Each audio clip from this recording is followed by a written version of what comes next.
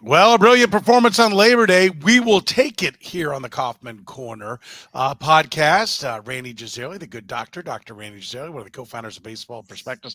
I'm Soren Petro from Sports Radio 810 WHP. Thank you for joining us. If you're catching us via the podcast, remember you can be a part of the conversation in the chat room. People arriving early today, very excited about a Royals win. We're recording here on a Monday night. Usually we do it Sunday night at 10. Tonight it's Monday night with the Labor Day weekend, a little extra time with the family. Hopefully, Rany, you had a good weekend with the family. I know I I had did. I hope you did as well. a couple several days, all kinds of activity with the family, and hopefully everybody got a good little rest and relaxation. We hit the pitching tonight. We talked about the hitting, what to expect in 24. Tonight we tackle the pitching for next year. What is Cole Ragans' ace? Worth more in a trade than he is right now pitching? Is there a good comp for him? What's Brady Singer? Jordan Lyles. Yes, Jordan Lyles, MVP of the weekend. What is his role for next year? Rany can't wait to dive into that one. Carlos Hernandez, what the hell is he? Remember when we thought that was like the dominant reliever in baseball? Can Lynch or Bubic be counted on to bounce back from injury? Is there help on the farm? Can the Royals find help in free agency? Nick Loftin made his debut, and it's been impressive so far. We talk about it all right now here on the Kaufman Corner podcast. You're listening to Kaufman Corner, the most in-depth analysis of the Kansas City Royals, breaking down the Royals like no one else can. Kaufman Corner is hosted by Rany Jazayerli and Soren Petro. Rany is a co-founder of Baseball Prospectus, author of Rany on the Royals, and former columnist for Grantland, The Ringer, and The Athletic. Soren is the award-winning afternoon drive host of the program on Sports Radio 810 WHB in Kansas City. Kaufman Corner is proudly brought to you by Gann Asphalt and Concrete, Kansas City's nationally recognized full-service paving and pavement maintenance contractor, making parking lot problems disappear since 1994. Free consultations, no commissions, in-house crews, and every project comes with a written warranty. Find them online at GannAsphalt.com or call 816-484-3338. Gann Asphalt and Concrete, one contractor, all things parking lot. Now, here's your hosts, Rany Jazayerli and Soren Petro. And good Monday evening, as I said, to all of you joining us here in the chat room. A lot to get to. We're going to talk about the arms that are going to be out there on the mound. And Rany, I think, aren't we excited that at least the first piece of news we have to talk about when it comes to the pitching for the Royals, it's good news, right? Cole Ragans is really, really good news. There's no way to spin that any other way, is there? No, there isn't, and the news just keeps getting better and better. I mean, here's the guy that's the American League Pitcher of the Month for August, and you're thinking, well, there's got to be some regression to the mean here for September, and he goes out today and has, if not his best, certainly his most efficient start as a Royal. I mean, he faced one batter over the minimum. He gave up a bloop single. Maybe a blessing. It came in the fifth inning, kept him from going after a perfect game when he would have probably ended up throwing 130 pitches. There's no sense of putting that kind of risk on his arm. Struck out 7 batters, had 22 whiffs, 22 swings and misses, a season high for any Royal. On just 55 swings. So 40% of the time when the White Sox swung at his pitch, they missed it entirely. There were 22 foul balls, so they actually only made fair contact on 20% of their swings. He basically is throwing 5 pitches. All right, he's throwing his four-seam fastball, which he got it up to 99.7, I think, in the first inning. They averaged at 97, but elite four-seam fastball. He's got his cutter, which was his worst pitch, but now is suddenly made so much better by the fact that he's throwing a slider, which he never threw before.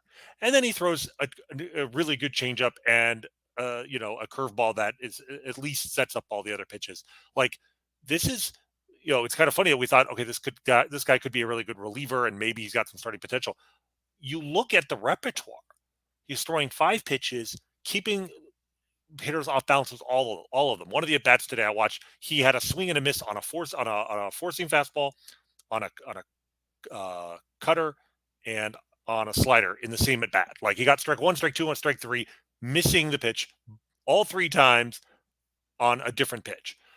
This is the real deal, and it's the most bizarre thing that the Royals are having the worst season of their franchise history. They have the worst farm system in the game. And J.J.Picollo has to take at least some of the blame for that. But at the same time, in the middle of that disastrous season, he's pulled off one of the best trades any team has made in recent history, at least in terms of short-term results. I'm really struggled to come up with a trade deadline deal in which the team receiving quote-unquote future talent, that the seller got a player who so quickly and dramatically changed his his value, changed the way that the industry looks at him in the span of 6 weeks. I mean, the trade was made on June 30th, and he was basically the best pitcher in the American League in August. Like, that's an incredible turnaround time. So all the kudos to the Royals for everything involved with the Cole Ragans experience, starting from the time they signed Aroldis Chapman up until today. I think it's by far the best deadline trade that was made by anybody, right? I mean, it's funny because Cole Ragans has been the best player traded at the trade deadline by far, and he went to the seller. Like, he went to the team that sold, and he's been better, than anybody on any team. I mean, Aroldis Chapman has been fine for the Rangers. He's been exactly what they wanted, but they, Cole Ragans has provided like 4 times the value of an Aroldis Chapman. And I will, and we had some of the comments I was putting them up there from folks, about like trade them all. Trade is I'm worried about his elbow being a ticking time bomb. All those things are true, and part of why he was available. I will come back and tell you that folks with the Royals said the Rangers were very adamant, like they wanted to do the deal and they were happy to do the deal, but they're like, we really don't like giving this guy up. I mean, we really like him. Mm-hmm. And so, I think that tells us a couple of things. One, J.J.Picollo wasn't just taking whatever someone was given. The reason he went early, and I think we have to put this into context. Any idea? Well, J.J.Picollo was lucky. He just got lucky, right? If you want to do that, then Dayton Moore got unlucky. And I don't think anybody wants to give that out, right? Like, we're going to credit the failures. We're going to credit the successes. But I think the fact that he went early with this trade and didn't say, I'm going to wait till the deadline and see what is there, shows you that he liked this. This is something he wanted. He was in on this. Now, we may find out years later, it was really the second guy that I was all about. And yeah, we did get a little lucky. Sometimes that kind of news comes out. But, listen, I talked with JJ and people within the Royals, and they really did from the get-go. Before Cole Ragans even started having the run he's had, they really liked what they were getting, and they thought they had a guy that could anchor a spot in their rotation. And so, listen, now the question is, I think the big question is, where are you now? Is the upside so high? Because I think when a couple of good starts, we both would have been like, deal him, trade him, like whatever you can get, because that's a ticking time bomb with that elbow, and take 2 more young guys you need to fill the system. But now he's so good, right? He appears to be so good. Where is the scales on your trade versus this is the kind of anchor you want in a rotation?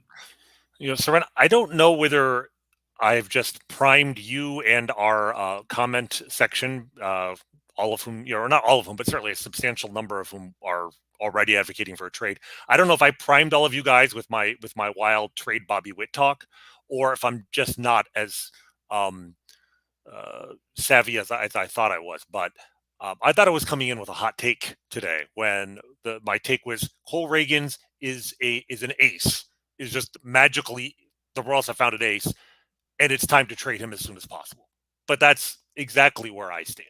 Everything that I have said about Bobby Witt and the impetus and the rationale for trading Bobby Witt, I think you can scratch out his name, put in Cole Ragans, and it applies just as well without the PR hit of trading, the cornerstone of the franchise. And I'll tell you what sealed it for me. It wasn't the fact that he just kept getting better and better and better, and his trade value just kept getting higher and higher and higher. To me, it was the moment Shohei Ohtani tore his UCL. It was just like the realization that no matter how good a pitcher you are, you're always one pitch away from having your value drop dramatically. And Shohei in particular, because he is a former Tommy John survivor already, right? He's had it once and needed Tommy John surgery a second time. The success rate is less. It's not zero by any means, but I believe Will Carroll has written about the success rate in general for a first-time Tommy John is somewhere north of 85%. whereas for a second, it's more in the range of 70 to 85%. So the failure rate is maybe twice as high, as probably a good way to look at it. That's concerning because Cole Ragans has actually had 2 Tommy John surgeries. Well, but They were kind of back to back. The first one didn't really take, but I just worry, especially how hard he throws. There's a huge correlation between your velocity and your risk of blowing out that ligament. And he's throwing harder than he's ever had in his career. He's throwing, I think he's like 93rd percentile in terms of velocity as a lefty. Fastball velo. Yeah, close to that for a starting pitcher. His average fastball velocity this year is around 95, but it's been higher since he joined the Royals. And I'm just worried with any given pitch, suddenly it all poof goes up in smoke.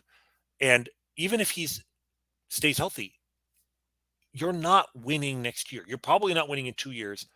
You got him for the next 5 years after this year. Yeah. But could you imagine what the value of a number 1 or at least a number 2 starter who's young, cheap, and club controlled, what that should bring to you on the trade market this winter? What would it bring? Because isn't that the real riddle? If we're sitting here going hot potato, got to get rid of it. Who's like, 5 years of rock solid pitching? He's going to be viewed that way as well, right? You're not getting.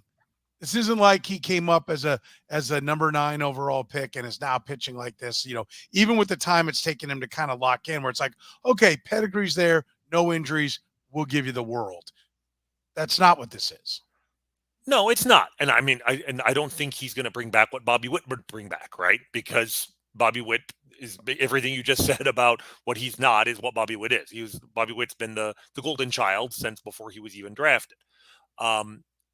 And so, yes, teams are going to look at him with some hesitation that, they're going to know there's always a risk that he gets hurt. But there's I want to go back to something that we used to say a lot when I worked at Baseball Prospectus, which is an expression my colleague, the founder, the true founder of Baseball Prospectus, Gary Huckabee, came up with, sometimes abbreviated as TINSTAAP, TINSTAAPP. You may know where this is going. It's short for there is no such thing as a pitching prospect. And it was something we were very fond of saying for many years. There's no such thing as a pitching prospect. And the obvious meaning of that is the idea that pitching prospects will break your heart, that they get hurt, that they don't pan out, that pitching prospects are so much more risky than hitting prospects that, you'd rather have 1 good hitting prospect than 2 or even 3 pitching prospects. I mean, that's certainly part of it. But the other side of the coin of the meaning of there is no such thing as a pitching prospect is that a pitcher who in the minor leagues is showing the ability to pitch at an elite level, who's dominating minor leaguers. He's not just, he's ready for the next challenge of pitching in the major leagues. He might be ready to dominate in the major leagues immediately. I turn to someone like Steven Strasburg. Steven Strasburg probably could have pitched as an above average starter in the major leagues when he was still a college junior, right? He could have gone, I think, directly from the draft to the major leagues and been dominant from day one. He spent close to a year in the minor leagues simply because the Nationals didn't want to start his service time clock, and they were a terrible team when he came up.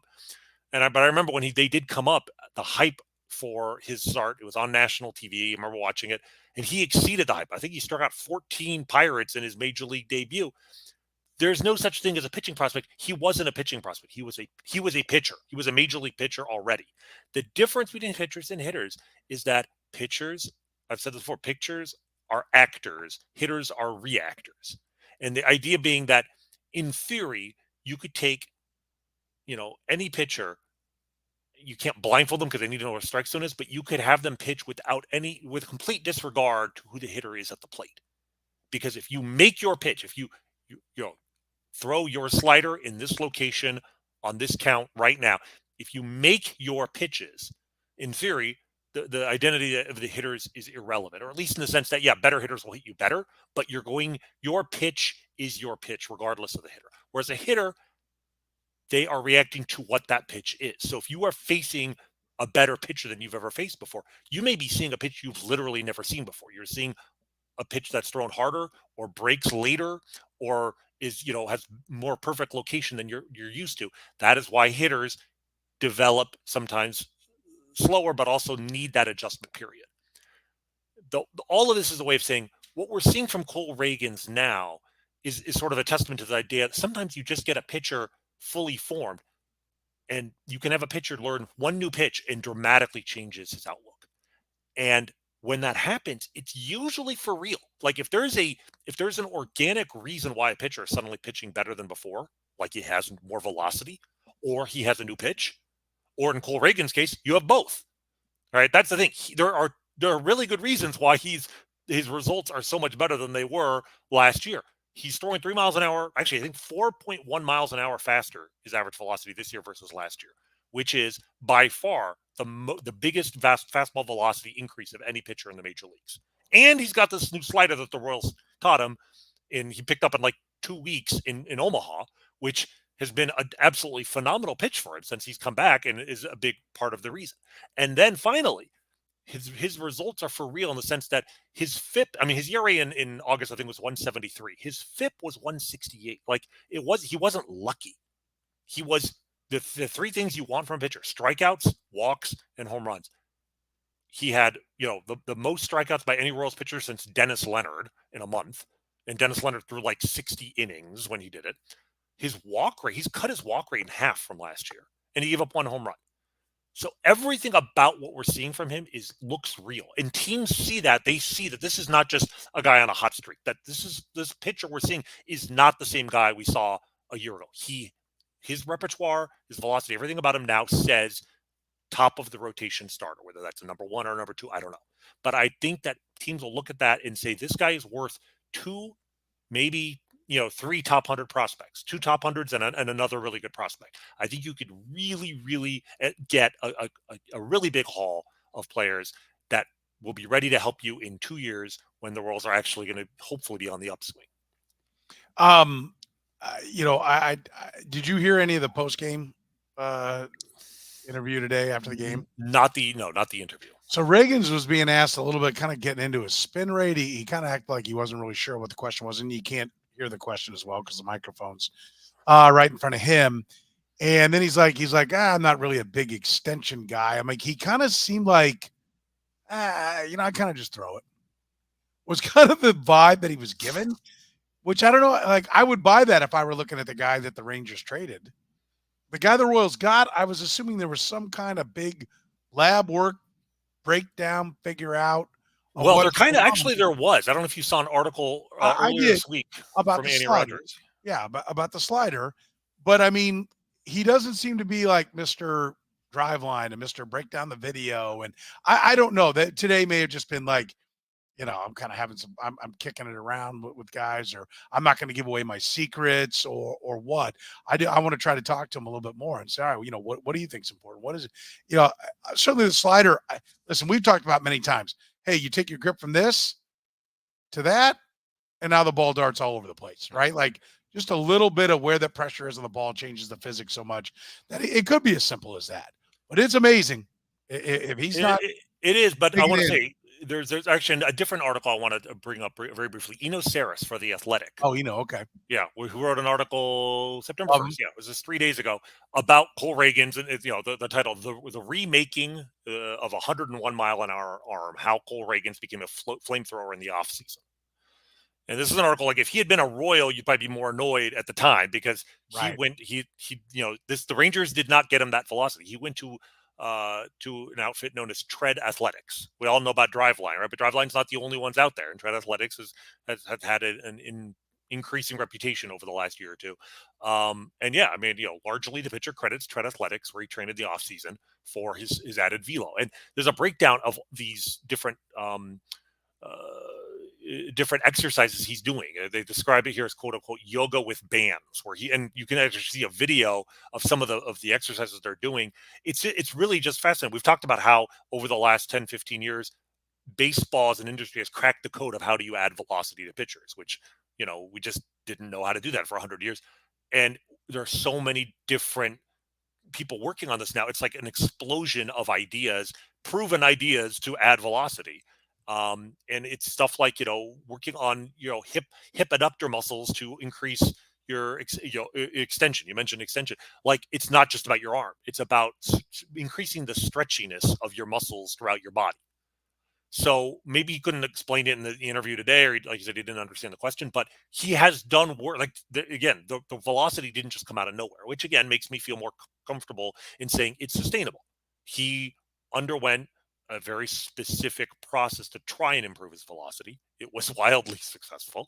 And that was only part of his, his breakout this season. I do think adding another pitch is a huge part of it, because he had the velocity early in the season with the Rangers, and they still, he was promising but still not effective, and he was used mostly out of the bullpen. But it is part of it, and that does make me feel good that there's, he had a specific intent of adding velocity this offseason.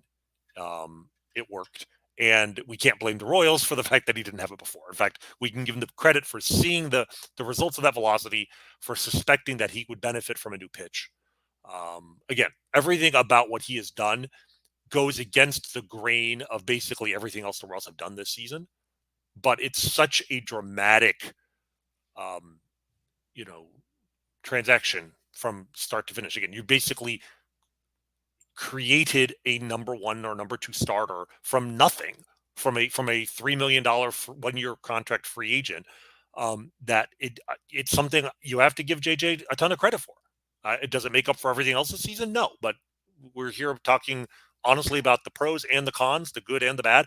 This is the number one good thing that's happened to the Royals this season. It's not even close. But I still think the Royals, let's put it this way, if JJ wants to prove to me that he understands where the Royals are and wants to get on, and I don't think he gives a damn about me personally, but if he wants to get on my good side, understand that Cole Ragans has more value to this organization as a trade chip this offseason. Doesn't mean you have to trade him, just like you don't have to trade Bobby Witt, but you make it clear to teams that we're open for business, that Cole Ragans is available if the price is right, and see what you get. Because I just think he could be a huge get you a huge part of the way of rebuilding this terrible farm system with one transaction. And I think that's where the Royals, before they can even think about contending, they've got to rebuild the farm system, and you're not going to do that without making hard choices. We had the question about Ragans versus Duffy's 2016. I'm trying to cherry pick Duffy's best. 50 innings. Right.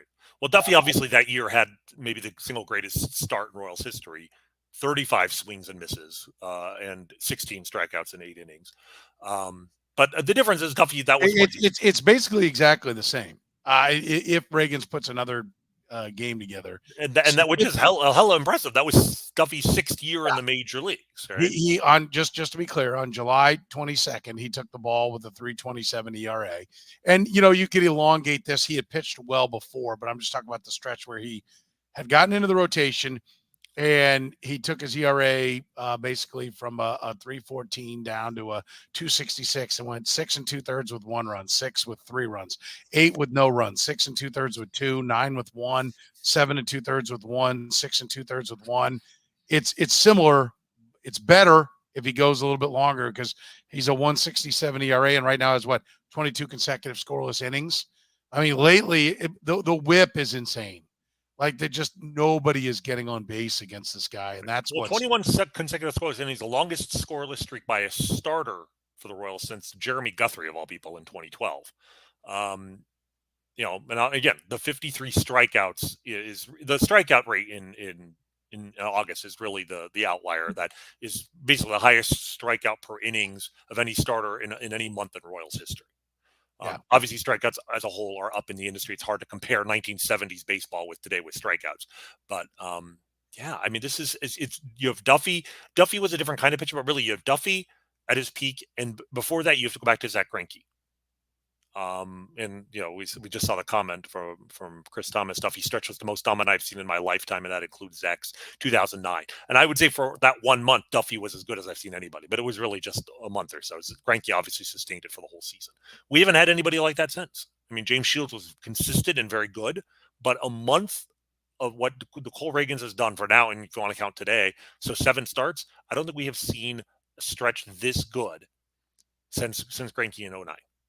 And besides, I don't know if there's another pitcher this century I would say that about, period. All right. So At the end of the day, you're saying the best approach would be to trade him. Look, if you're not going to trade Bobby Witt, Just to and put a bow on this. yeah, if you're not going to trade Bobby Witt, and you have to do, you want to do something, I think you need to explore what Cole Ragans' trade value is now. And you're not selling low. You don't have to. You can bring it back, but knowing that, look, he could blow out that arm. Maybe he won't. And I was glad that they pulled him after 6 innings today. And I was almost happy that his velocity was keeping in the 96 to 98 range. I don't want him throwing too many 99, 100-mile-an-hour fastball. That just makes me nervous. But if he continues what he's doing in September, if he can continue what he's done up until now through the end of September, I think the trade will be there. I think there will be a team that's just like, we can get a essentially number one starter for under club control for years. Yes, here's half of our farm system, and I think if you can get that, you do it. All right. So particularly when they put together their nice little 6-game losing streak, and before they've won 2 of their last 4, they've continued to dive further and further down when it comes to games under what are they now, 54, 53, back to 53. Under 500. I mean, they are the farthest below 500 they have ever been in the history of the Kansas City Royals. Right. I do think that there are positives, right? But is Ragans and Singer, let's start with let's move to what's, because the question was posed about Ragans and Singer. You got Bobby Witt Jr. How far away are you? Really? Right? Is it closer than that 54 game says, or no? I think it's a testament to just how bad the rest of the team is, that they're this far down despite having that. I mean, they were 9-19 in August. You had the best pitcher in the American League, and Bobby Witt certainly was one of the best hitters. I don't think he didn't win hitter of the month, but he certainly had, a compelling case. The best pitcher and the best hitter, and you go 9-19. How bad is the rest of the team? Well, pretty bad. I will say, in the last 6 weeks, some of that is because the bullpen is garbage. And it's garbage, at least somewhat intentionally. So, okay, I'll cut them some slack there. That doesn't explain the first 3.5 months of the season, but okay, fine. But in terms of going forward, look, they're not winning, and they're not going to be competitive next year. They're probably not going to be competitive in 2025, almost certainly. I think the Royals should go make all their decisions between now and the beginning of next season with the assumption that we are not contending in 2024 and 2025. Therefore, we do not care about the quality of the team in terms of wins and losses, at least in 2024 and 2025. And that gives them the freedom to do a lot of things that they might not otherwise do. We're proudly brought to you, the Coffin Corner podcast I'm talking about, by Gann Asphalt and Concrete, proudly serving the greater Kansas City area, nationally recognized full-service paving and pavement maintenance contractor, making parking lot problems disappear since 1994. Don't risk accidents and liability in your parking lot. Get your parking lot restriped today. A brightly striped lot will cut down on accidents and keeping your parking lots as safe as possible. I was talking to our buddy Nathan this week, as a matter of fact, just a handful of spots left before we get the cold weather coming in. If you need a weekend spot, they've got a handful of them. Don't want your business interrupted during the week. They can still get that done. If you're looking for some seal coating, you need to do that before the weather turns. A handful of spots still available on the weekends, but they are booking fast. So book your slot right now. Go to GannAsphalt.com or call 816-484-3338. Brady Singer, are you trading Brady Singer as well, or are you staying the course and hoping for more production to flip him at a later time? What do you think Brady Singer is now? What's your mindset? I think his value changes from start to start because, even 3 weeks ago, I thought he had really put his early season struggles behind and he was going to fetch a ton. His last 2 starts, though, have been really disappointing. And it's not entirely clear why. My feeling is that what I would do is I would make clear he's available and I would absolutely entertain offers. And you hope that some team out there believes in him as being, that they can fix him, they can tweak something and turn him into James Shields, and is willing to pay, an appropriate price. But he's one of those guys where if I don't get the right offer, I'm happy to keep him. If he comes back next year, doesn't struggle like he did at the beginning of the season, and just pitches like he has for the last 4 months, for 4 more months in July, you've got one of the best starters available at the trading deadline, who's also under contract for 2 more years after that, and you can still cash out big time then. So the urgency with which to trade him right now, to me, is less. But I absolutely would do it if the right deal came along. And this ties into kind of what do we see as the rotation for next year, right? It's like do the Royals have 5 guys, especially if you trade Cole Ragans, as I think you should. Who are the 5 guys that the Royals are actually going to open the season with in the starting rotation next year? Well, Jordan Lyles is one of them. Well, here's one of my hot takes. We don't need to argue about whether or not Jordan Lyles has been valuable, not valuable. The Antichrist, the savior, an angel, a devil. I don't care. What is his value for next year to me? If he's going to have any value at all, I think he could have value as a reliever. When the Royals signed him, before we knew what the contract was. Answer the question you asked first before you get to this grand plan to take him back out. They didn't have guys to finish the innings this year. And you're talking about trading Cole Ragans, right? And I think they're going to listen on Singer. I think the Reds are going to be interested. I think there are a couple of, Marlins, all the teams that are not big payroll teams. They're gonna build their success based upon going for it now and paying with prospects as opposed to paying with cash.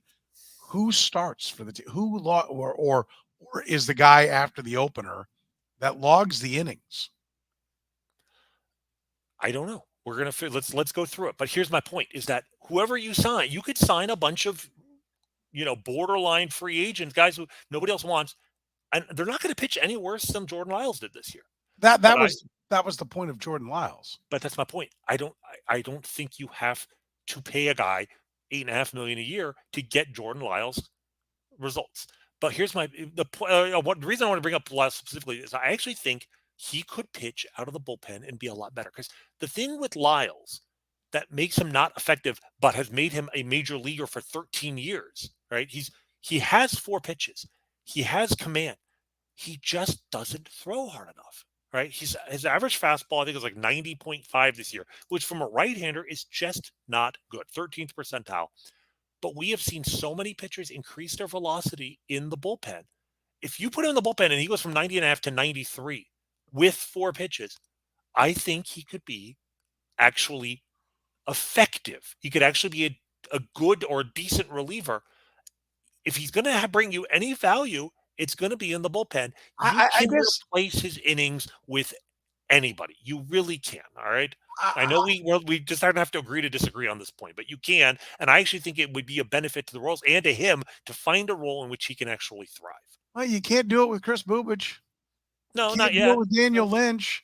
I mean, but these are the guys that were supposed to do it, and they didn't do it. I mean, to me, as we sit here with the guys that are going out there every day, he's proving why they signed him, and they're looking better for it.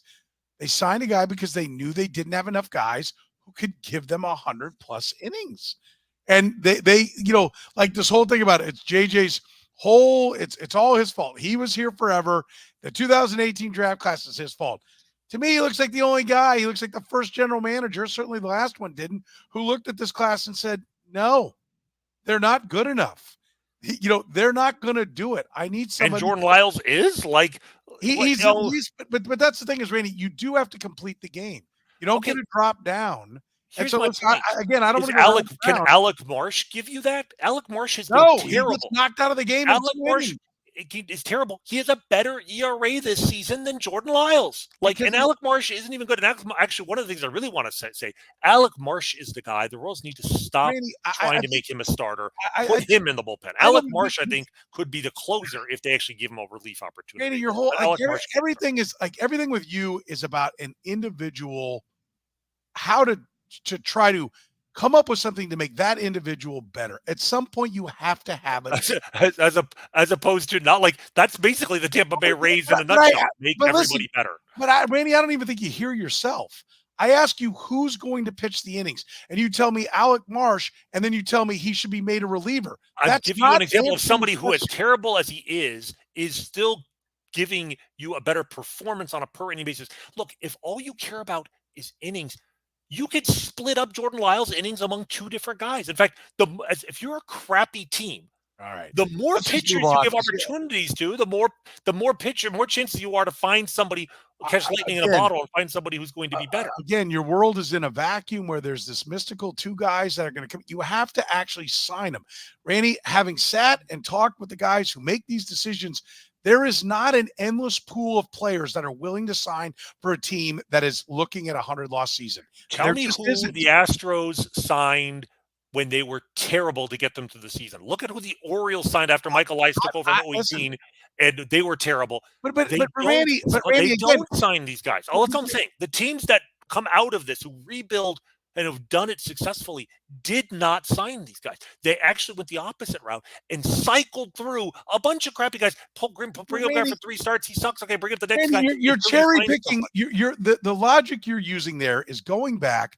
You spend hours and hours of finding the one team that had yes, the Astros threaded a needle time and time again, and they should be applauded for it. And clearly, their use of analytics, their scouting, all of it was better than everybody else, and they did a better job.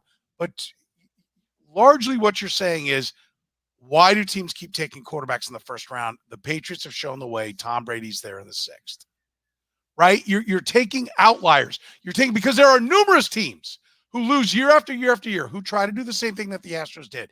And you can rattle them off, and they didn't work. The signings didn't work. But you take the one golden moment. I'm giving you multiple teams.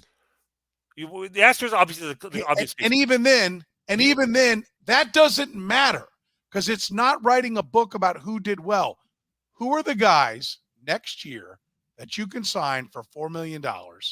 You want 2 guys for the $8.5 million that Jordan Lyles is making, who will sign not only for $4 million each, but do it with the Royals, that are going to give you those innings. If you can't give that name, you're trivializing how hard it is to get people to sign in Kansas City. You're trivializing how few pitchers there are that will actually pitch 150 innings.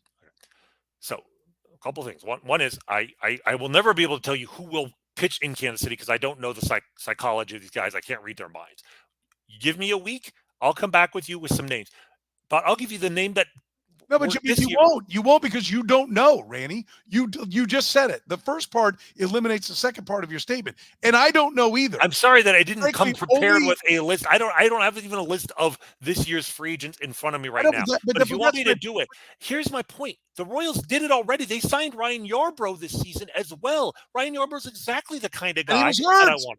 Huh? He was out. He got hit by a line drive and fractured his skull. Like, that is the most flukish could happen to any pitcher injury. But he was good enough. He was cheaper.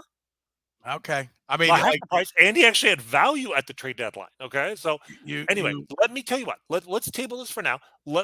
I'll come back to you with the list of names of guys. But you won't, Rany, because you don't have that answer, and the Royals don't have that answer right now either. You don't have the Royals answer. May not. I don't know what the Royals. That wouldn't surprise the Royals. But you don't know who will sign with this team, Rany. Unless you want me to start calling agents one by one and tampering, of course I won't. But that doesn't mean that I can't give you a name of, here's a list of guys, 10 guys.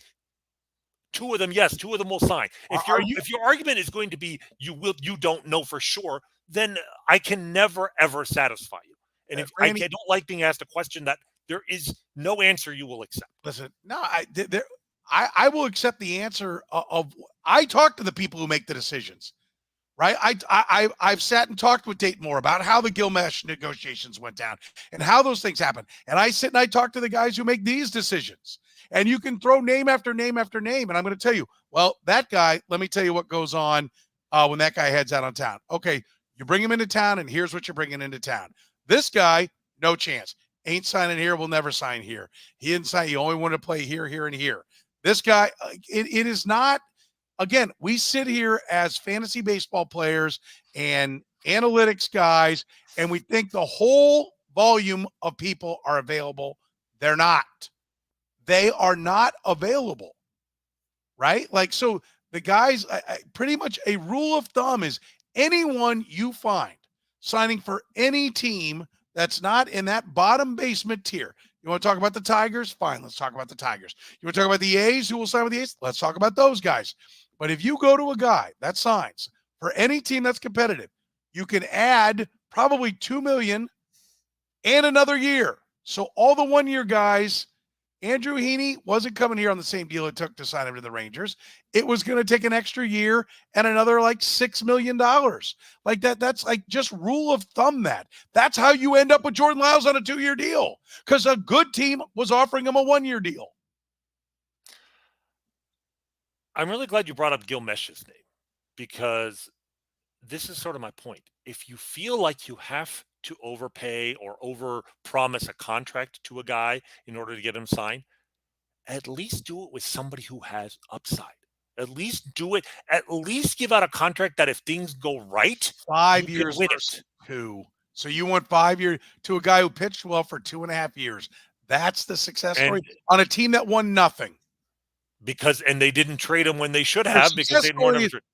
Again, because you sign the guy to immediately to eat innings. Not immediately, no, but like magically right before he gets hurt. Or you just don't let Trey Hillman let him throw 140 pitches. Oh, like that goes without saying. Yes. Okay, that's my point. My point is Dayton, like Gil Mesh, and what happened with Gil Mesh, where they signed him, it looked like a crazy contract for too much money, and they brought him in, and immediately he went from like being a number 4 starter in Seattle to being like a credible number 2 starter. It was one of the things that made me think that Dayton Moore was, God's gift to general managing in 2008 thereabouts, right? Like he traded for Brian Bannister, and Bannister was good, and he signed Gil Mesh, and Gil Mesh was really good. They screwed it up from there, but the point is, it was a gamble, but a gamble with an upside. Like if you're going to go to the casino, at least play a game where if you win, you actually get money. The thing with the Jordan Lyles is you either lose everything or you lose a little. I just have some upside. There's no upside there. Or at least if you're not going to have upside, don't have downside. Don't have a second year, because here's the thing. If Jordan Lyles had been signed to a 1-year contract, even if it was 1 year, $12 million, what do you think Jordan Lyles would get on the free agent market this winter? You think he's getting a 2-year deal from anybody? He was coming off a 4.32 ERA last year. That's why he got a 2-year, $17 million. And that was a fake ERA. That was not real. Everything and who starts in 24 for less than $3 million that's going to do the job that you're satisfied with? Who does it? If you give him $12 million, if your whole thing is about giving $15 million to him, you're now saying that you can sign him for 12 and turn around and get somebody for less than $3 million the next year, and you've saved money. So now who is getting it for less than $3 million? If I give you those names, will you promise not to say, well, he'll never sign here because, and you don't know why? No, I won't, because then we cannot, and let's just agree to disagree. Let's just move on. We have to agree to disagree on this. All right, so let's talk about realistic answers, because obviously Clayton Kershaw any moment will be a Royal soon after the free agent market opens, because, let's get Kershaw. Let's go get all the big name guys, right? Because they don't have to get Kershaw. They already have Clayton Kershaw. His name is Cole Ragans. Let's move on. So he's going to pitch all 5 days? Who is it then? Well, I mean, the question I would have is, is Zach Greinke want to come back for another year? Is he going to retire? And if not, is he somebody you would consider bringing back? Because as bad as he's probably been better than Jordan Lyles. And if you can get him on a 1-year deal for less than the goal, to be better than Jordan Lyles? It's not. That's all the Royals have to do to satisfy you, is to find a guy, 3 guys better than Jordan Lyles, so he on can 1-year contracts. On 1-year contracts. 1-year contracts. Mission accomplished.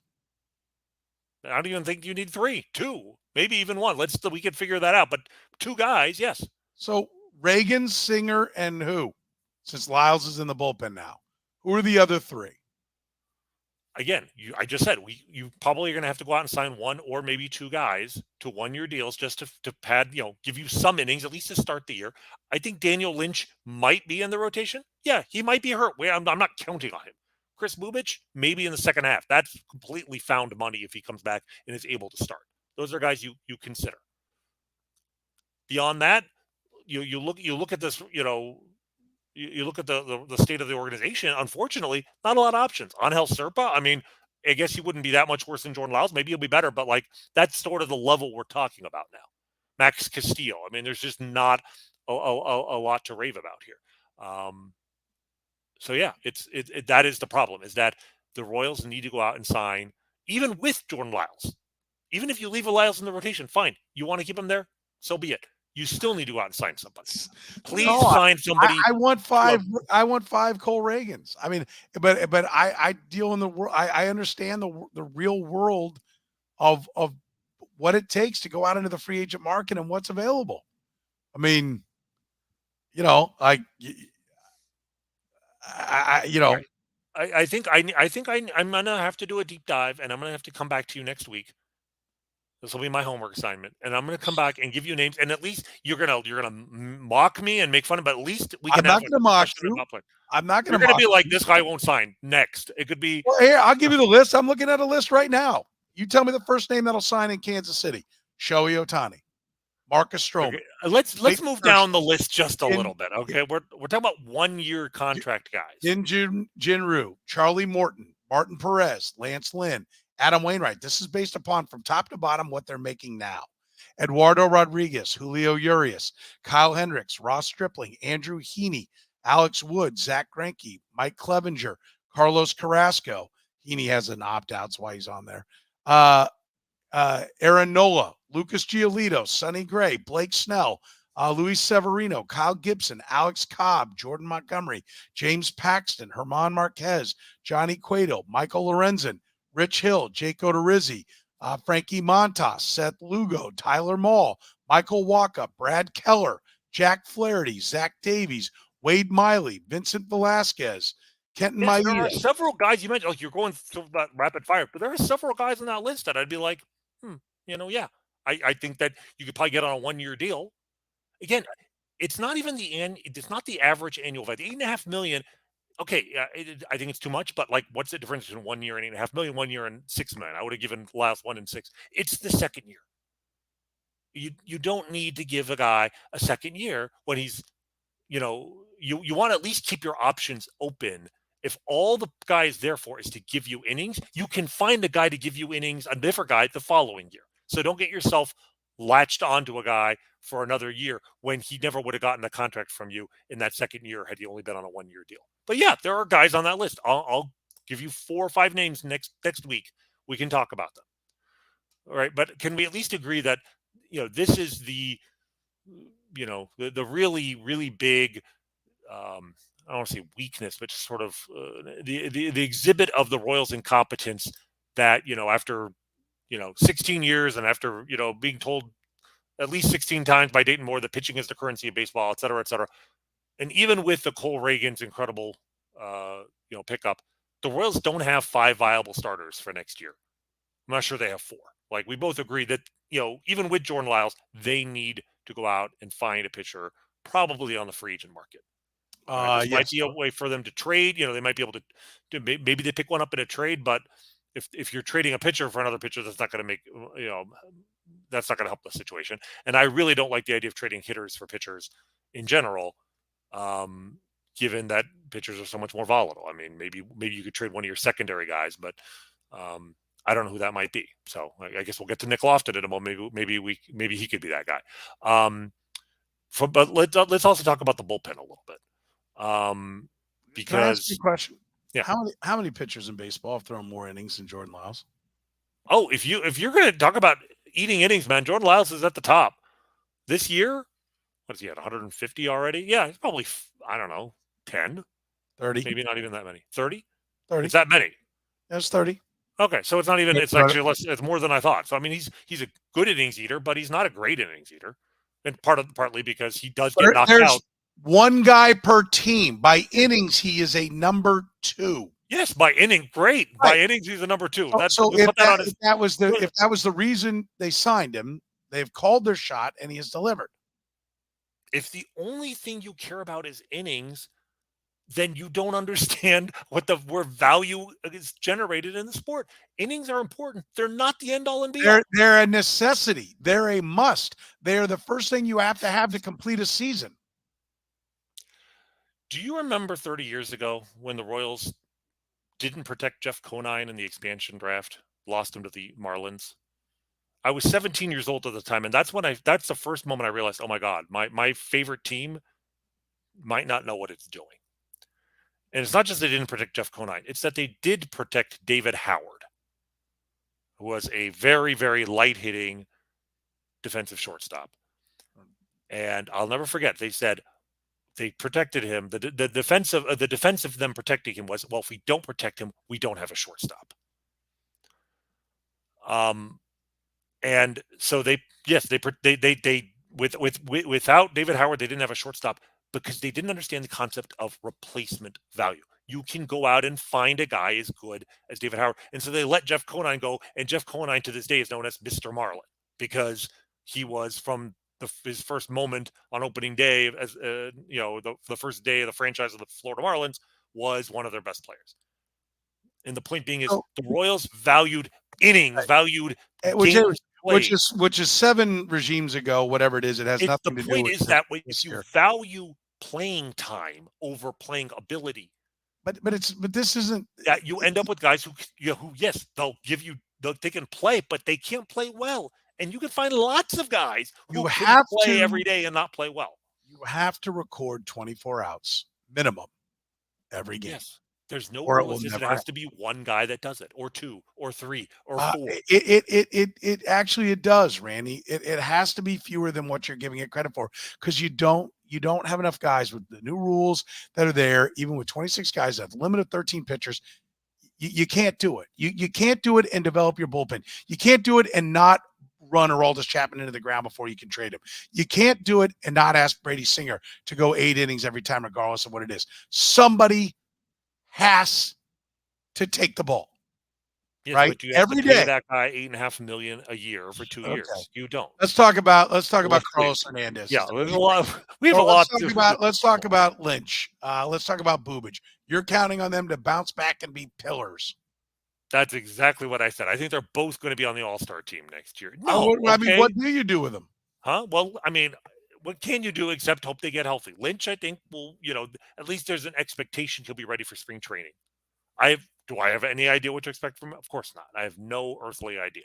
I hope he'll be healthy, and I hope if he is healthy that he'll pitch reasonably well. I think there is potential for him to do that. It's not inconceivable. All right. It's also possible that he's injured. It's also possible that he's healthy and sucks. But at this point, again, what do you have to lose by giving him that shot? I don't think some team's going to offer you a king's ransom in trade for Daniel Lynch right now. So go into the season and hope isn't there somebody they can sign that's better than what Lynch has done? Well, the problem is that even if they sign somebody, there's probably still going to be room for Daniel Lynch. I mean, right now, who are your locks for next year? Ragans, if they don't trade him. Singer, if they don't trade him. Jordan Lyles, who's, come hell or high water, will be in the rotation. Okay.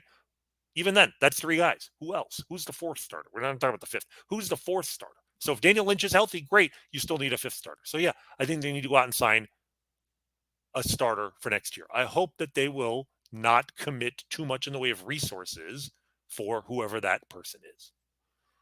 But I think the bullpen is more interesting because, the bullpen is where you take starters who have failed and you put them there.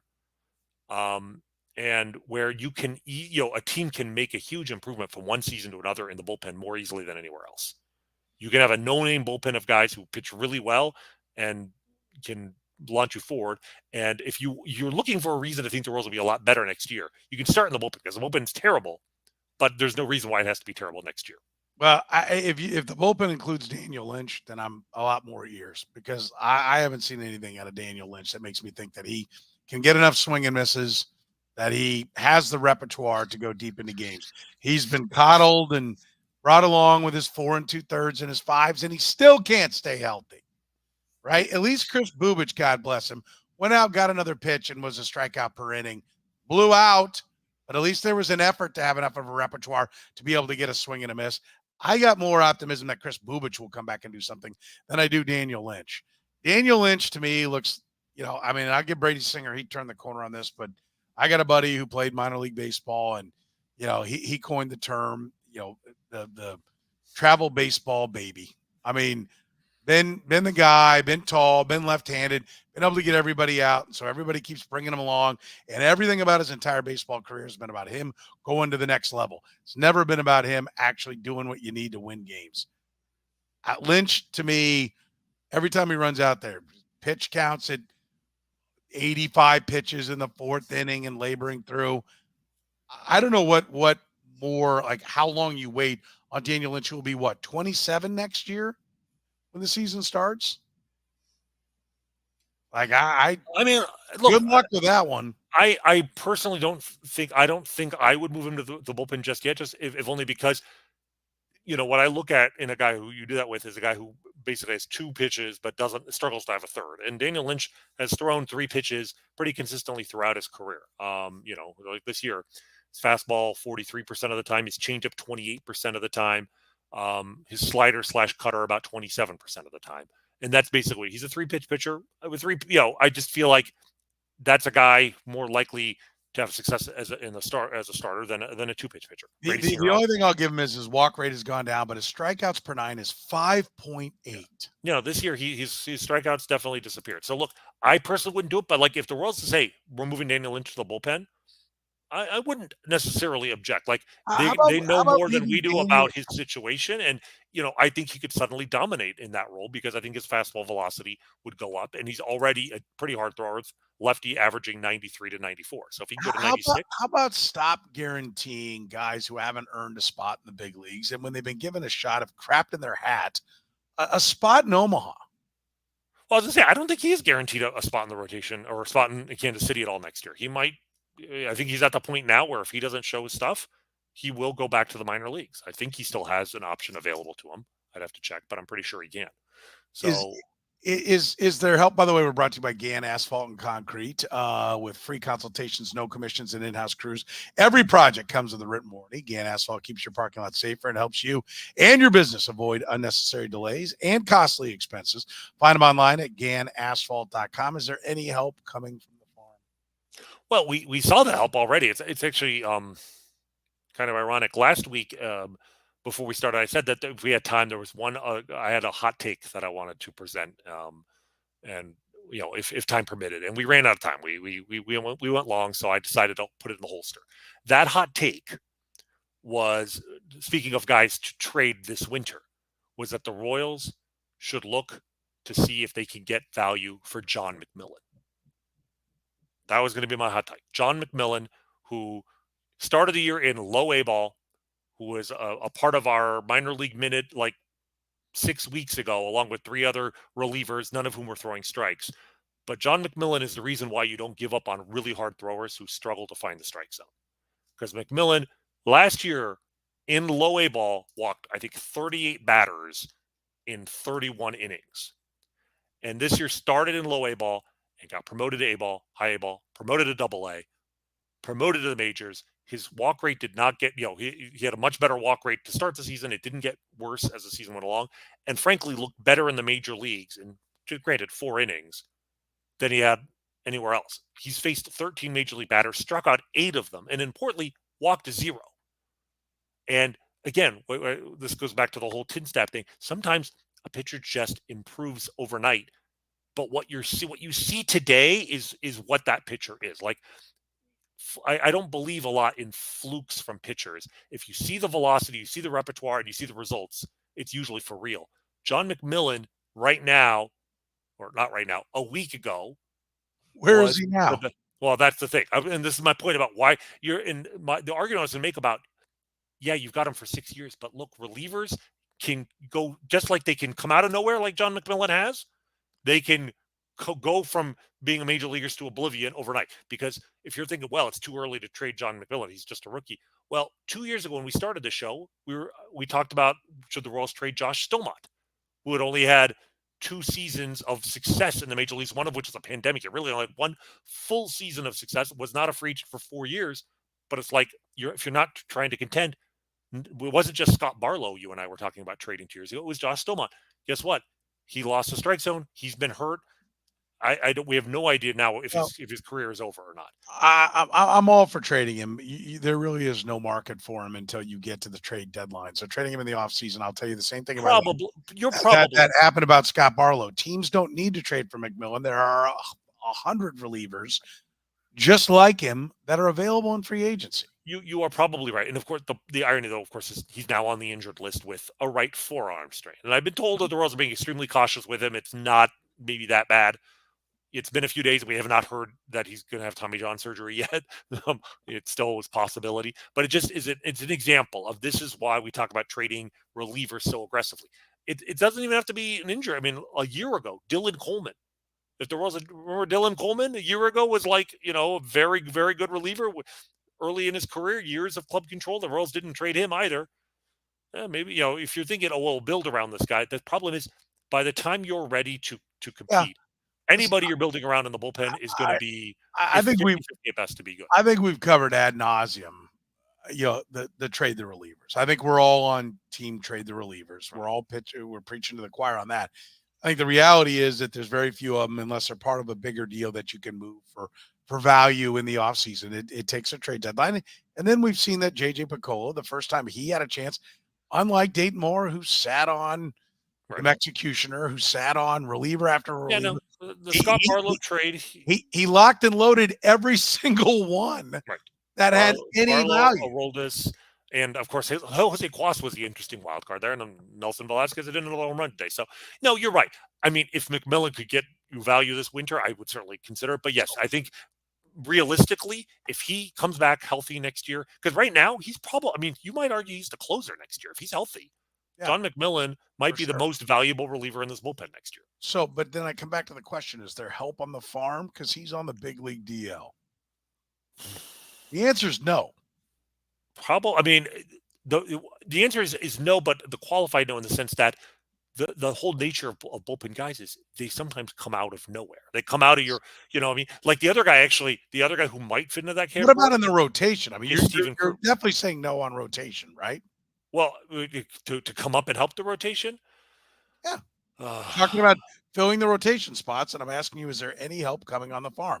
The answer is no, correct? I can't think of anybody, I mean, Jonathan Heasley might suddenly regain the velocity that he's lost. I mean, you can pray for miracles. Realistically, I cannot think of, anyone in Omaha this year that is going to come up and suddenly take a big step forward. And in Double-A, yeah, no, I just, it's not. Mason Barnett is maybe the best, most interesting guy who's made it Double-A, was last year's third round pick. He's not at best mid-season. Maybe he'll be ready. I don't know, but no, I don't see it. He is the guy. Let's be real. And is he made it to Double-A? He got promoted along with basically him, Gavin Cross, who got hurt like 3 days after he got promoted, and Caden Wallace all got promoted to Double-A. But Barnett has been impressive. 5 starts, 24 innings, 7 walks, 31 Ks. He has been a huge scouting, or scouting or development guy, because he was not a highly touted draft pick and looked like a real overdraft when the Royals took him in the third round, and he's been lights out since they drafted him. So, but he's not ready. He probably won't be ready till at least midseason, and he's really the only guy in Double-A or Triple-A that I look at who I feel like has that potential. I mean, Alec Marsh was supposed to be that guy for so long, and again, I still think Alec Marsh could be a big league arm, but that is a dude who needs to go to the bullpen now. Like, by the way, stop stop telling him to go through the lineup twice. He needs to go out there, air it out for one inning, and let's see if he can be successful in that role. By the way, on Mason Barnett, I would like to find the scout. And I know it's listed where they signed back in the draft. I'll have to go to the draft. I'll look at that and see if don't they on Baseball Reference list the scout who signed him. I don't know about Baseball Reference. Sometimes Baseball America will let you know. Baseball America. Okay, somebody does. Do they have that? Anyway, somebody go give that guy a hug, because he definitely had to pound on a desk to get him drafted. Yeah, no, it's impressive. General manager, when you're talking about a 6 foot, 220-pound right-hander, that is not a Dayton Moore guy. No, it's not. And a guy who, again, was, I think Baseball America didn't have them in their top 300 draft prospects, and the Royals took him with like the 80th pick in the draft. It was pretty stunning. I mean, he was not very effective in college at Auburn. His final year, a 4.38 ERA, and in 64 innings he walked 32 guys, and gave up a hit an inning. He's got a better walk rate as a pro, better hit rate, better strikeout rate. Everything's better than pitching in the SEC. Which, okay, it's the SEC, but still, it's college. So yeah, give that guy a hug. Everybody involved, Nicole Ragans, trade, give that guy a hug and a raise. Like, there's like that's the thing is, even in an organization, there are people in this organization who know what they're doing. There are clearly people who don't as well, and that's one thing JJ needs to separate the wheat from the chaff this winter. So Mason Barnett is maybe your best option, but it's not good. That's the best thing. And Mason Barnett is probably second half. I think if he keeps going, we're looking at second. At best, I would say second half. There are some interesting guys in A-ball, and of course, you get the A-ball, and you get the really young guys. You get the Cadernas and the Mazzucatos. But I think 2025. Well, settle down about both of them. I'm saying I'd be even being optimistic. None of those guys are going to be ready next year. The other guy we should say about the bullpen. You don't get a bomb Jordan Lyles and then take the Jordan Lyles of A-ball and celebrate him. Jordan Lyles, when Jordan Lyles was their age, he was in the major leagues. Jordan Lyles was in the major leagues at 20. Jordan Lyles is also giving you more than 4 innings an outing. Yeah, I was gonna say I'm surprised you even called him the Jordan Lyles of A-ball, because Jordan Lyles gives you innings, and I'm not sure those guys do. Nobody in A-ball gives you innings. If you're good enough to give people innings, you're not going to be in A-ball. I also want to bring up this, since we mentioned the McMillan thing. Steven Cruz, we've seen in the major leagues as well this year, and is wild as hell, but his fastball is also elite, like 98 to 100. And it's a sign of the world's changing their philosophy. They did not emphasize velocity as in the past as much as they do now. Velocity means nothing if you can't throw strikes, and Steven Cruz has really had trouble throwing strikes in the minors and certainly in the majors, but the arm is intriguing. And McMillan is an example of why you want velocity, because guys will find command sometimes. He was wild as sin, and now suddenly he's throwing strikes, and boom, you've got an instant, dominant reliever. So next year, if the team's going to suck, that gives you the opportunity to let a guy like Steven Cruz pitch in your bullpen and find out if he's good. You've got Austin Cox. You want to give him a full year to find out what these guys are. James McArthur, since his disastrous major league debut, where you have 7 runs in an inning, he's walked since then one walk and 7 strikeouts in 9 innings. Yeah, maybe they found something there. They traded for him. They obviously like the arm, but my thinking is you just throw all these guys into your bullpen. Half of them are going to suck, but the half that doesn't suck, maybe you can spin 2 or 3 of those guys into more value at next year's trade deadline. And in 2025, you could finally start worrying about actually trying to be competitive. Let's finish with a positive. Nick Loftin. You've been liking this guy for quite some time. What would you like to say about the debut of Nick Loftin? We started on a high note with Cole Ragans. We finished on a high note, at least for now, with Nick Loftin. Yeah, and what I want to say about Nick Loftin first is, he's been very consistent in the minor leagues. So the profile, Nick Loftin is a guy who can, play second base, but can play third. He's played the outfield. Last year, he actually played, I think, more in center field than anywhere else. This year, he hasn't played any center field. They just use him in the infield. But he's a very versatile guy. And he is a testament to the value of making contact. What has always intrigued me about this guy since his pro debut is that his strikeout rate is really low for a guy who's not a punch and Judy hitter. Like, you have the guy, you have the Javier Vazes of the world who, a great plate discipline, but they're really just pesky guys at the plate who are just fouling off pitches and poking singles, but don't really have the ability to drive the ball. And Nick Loftin has always been a guy, he's at double-digit home runs every year in the minor leagues. He hits a lot of doubles. And yet his strikeout rate in 2021 was around 14, 15%. Last year, it was around 16%. And then this year, it's actually even a little lower. I think it's like 13%. His actual performance this year has been very disappointing. His OPS in Omaha was 788, which isn't bad. Doesn't sound bad. Last year in Northwest Arkansas, it was 766. But I don't think what people realize is what a hitter's league AAA has become. Like the international league where the Storm Chasers play, the average OPS this season was 799. Right, the league average, they hit 262 with a 357 on base and a 442 slugging. It's a much higher offensive environment than the major leagues. He actually has a below average OPS in AAA. And he's 24 years old, not a young You're guy. saying look for Nick Eaton-like numbers here before long? Well, I mean, that is a possibility. But my point is that, you know, even though the performance hasn't been great, it's the contact rate which makes me intrigued by him.